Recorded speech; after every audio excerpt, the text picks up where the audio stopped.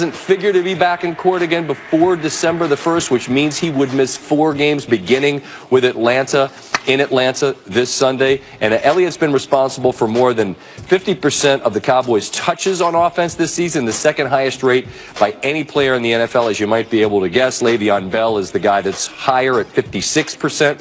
He's accounted for a third of the Cowboys' yards from scrimmage and 2/3 of their rushing yards, which also rank in the top 5 of any player in the National Football League. Check out the Bill Barnwell Show podcast. Read his columns on the NFL on ESPN.com. Bill Barnwell back to talk Week 10 in the NFL. The Cowboys without Eliott is an issue for them on offense. The Falcons' issues on offense, a lot of people point to Steve Sarkisian as the problem, but I know it's the defensive side of the ball you want to talk about with the Falcons and the problems they've got there. What's the issue? Yeah, Scott, I mean, the offense really hasn't been a problem for the Falcons. They're second in yards per possession. They're 7th in points per possession this year. So granted, they're not the best offense in football the way they were a year ago, but they're still playing up to their side of the bargain. The problem is that the defense isn't putting the Falcons' offense in a great spot to produce any opportunities. Falcons on offense, they have the worst average starting field position of any team in football. They have further to go for a touchdown than anybody else in the league. And because that defense can't get off the field, the offense has had the fewest possessions, meaningful possessions, including like those, those spikes and kneel downs or whatever, of any team in football so far this year. The defense has to start forcing takeaways, and the problem is the Cowboys don't give up many takeaways. 8 in 8 games so far this year.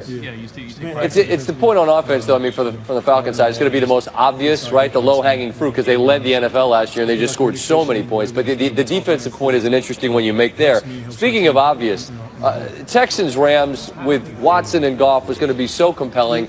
Obviously, it's a bummer for the Texans that they don't have him.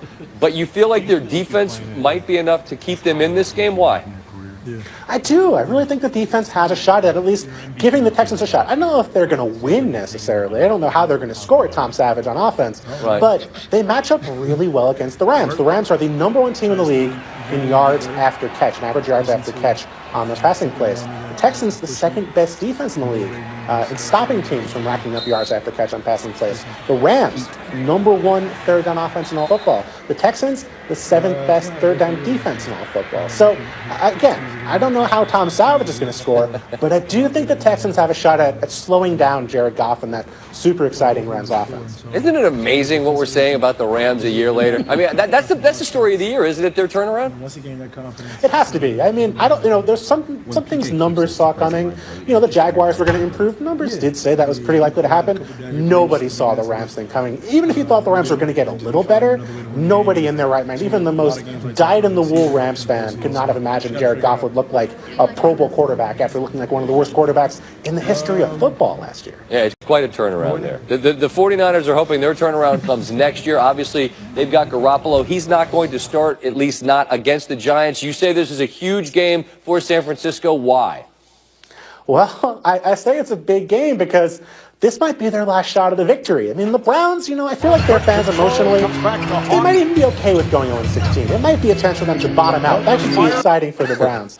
For the Niners, their fans, I don't know if they're at that point yet. And if they don't win this game against the Giants at home, which they have a 39% chance of winning according to the Football Power Index, they're in trouble. They don't have a lot of winnable games left in that slate. They have 3 home games left. Shoot the ball well. They got to rebound a little bit better, giving you too many second chances. Pretty good football team. So I don't know if they don't win this game. I don't know where that win comes from on the rest of their slate. You know why that should be really scary? Because you and I did this exact same exercise with Cleveland earlier in the year where they had a home game. You said if they don't win this one, they might not win. They're still looking for that win. So San Francisco, if you want to see something in the left-hand column, this is a big week to get it. Bill, always good to visit. Enjoy Vegas, my friend.